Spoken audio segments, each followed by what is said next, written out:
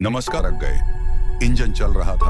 हमें लग रहा था कि हमारी सीट के नीचे इंजन है। बस सचमुच चल पड़ी और हमें लगा कि यह गांधी जी के असहयोग और सविनय अवज्ञा आंदोलनों के वक्त अवश्य जवान रही होगी। उसे ट्रेनिंग मिल चुकी थी। हर हिस्सा दूसरे से असहयोग कर रहा था। पूरी बस सविनय अवज्ञा आंदोलन के दौर से गुजर रही थी। सीट का बॉडी से असहयोग चल रहा था। कभी लगता सीट बॉडी को छोड़ डचकर आगे निकल गई है, कभी लगता कि सीट को छोड़ डचकर बॉडी आगे भागी जा रही है। 8-10 मील चलने पर सारे भेदभाव मिट गए। यह समझ में नहीं आता था कि सीट पर हम बैठे हैं या सीट हम पर बैठी है। एकाएक बस रुक गई। मालूम हुआ कि पेट्रोल की टंकी में छेद हो गया है। ड्राइवर ने बाल्टी में पेट्रोल निकालकर उसे बगल में रखा और नली डालकर इंजन में भेजने लगा। अब मैं उम्मीद कर रहा था कि थोड़ी देर बाद बस कंपनी के हिस्सेदार इंजन को निकालकर गोद में रख लेंगे और उसे नली से पेट्रोल पिलाएंगे, जैसे मां बच्चे के मुंह में दूध की शीशी लगाती है। बस की रफ्तार अब 15-20 मील हो गई थी। मुझे उसके किसी हिस्से पर भरोसा नहीं था। ब्रेक फेल हो सकता है, स्टीयरिंग टूट सकता है। प्रकृति के दृश्य बहुत लुभावने थे। दोनों तरफ हरे भरे पेड़ थे जिन पर पक्षी बैठे थे। मैं हर पेड़ को अपना दुश्मन समझ रहा था। जो भी पेड़ आता, डर लगता कि इससे बस टकराएगी।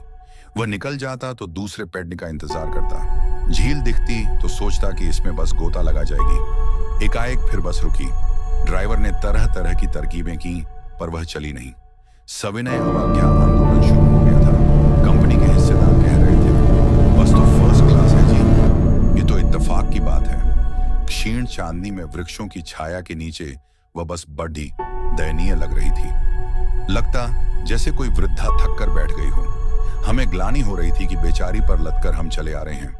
अगर इसका प्राणांत हो गया तो इस ब्याबान में हमें इसकी अंत्येष्टि करनी पड़ेगी। हिस्सेदार साहब ने इंजन खोला और कुछ सुधारा। बस आगे चली। उसकी चाल और कम हो गई थी। धीरे धीरे वृद्धा की आंखों की ज्योति जाने लगी। चांदनी में रास्ता टटोल कर वह रेंग रही थी। आगे या पीछे से कोई गाड़ी आती दिखती तो वह एकदम किनारे खड्डी हो जाती और कहती, निकल जाओ बेटी, अपनी तो वह उम्र ही नहीं रही। एक पुलिया के ऊपर पहुंचे ही थे कि एक टायर फिसस करके बैठ गया। वह बहुत जोर से हिलकर थम गई। अगर स्पीड में होती तो उछलकर नाले में गिर जाती। मैंने उस कंपनी के हिस्सेदार की तरफ पहली बार श्रद्धा भाव से देखा। वह टायरों की हालत जानते हैं, फिर भी जान हथेली पर लेकर इसी बस से सफर कर रहे हैं। उत्सर्ग की ऐसी भावना दुर्लभ है। सोचा, इस आदमी के साहस और बलिदान भावना का सही उपयोग नहीं हो रहा है। इसे तो किसी क्रांतिकारी आंदोलन का नेता होना चाहिए। अगर बस नाले में गिर पड़े डरजती और हम सब मर जाते तो देवता बाहें पसारे उसका इंतजार करते, कहते वह महान आदमी आ रहा है जिसने एक टायर के लिए प्राण दे दिए। मर गया पर टायर नहीं बदला। दूसरा घिसा टायर लगाकर बस फिर चली। अब हमने वक्त पर पन्ना पहुंचने की उम्मीद छोड़ दी थी। पन्ना कभी भी पहुंचने की उम्मीद छोड़ दी थी। पन्ना क्या, कहीं भी कभी भी पहुंचने की उम्मीद छोड़ दी थी। लगता था जिंदगी इसी बस में गुजारनी है और इससे सीधे उस लोक को प्रयाण कर जाना है। इस पृथ्वी पर उसकी कोई मंजिल नहीं है। हमारी बेताबी, तनाव खत्म हो गए। हम बड़े इत्मीनान से घर की तरफ बैठ गए। चिंता जाती रही, हंसी मजाक चालू हो गया।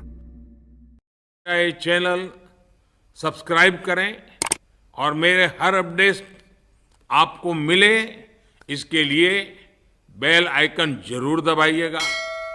आप सभी को मेरी ढेर सारी शुभकामनाएं।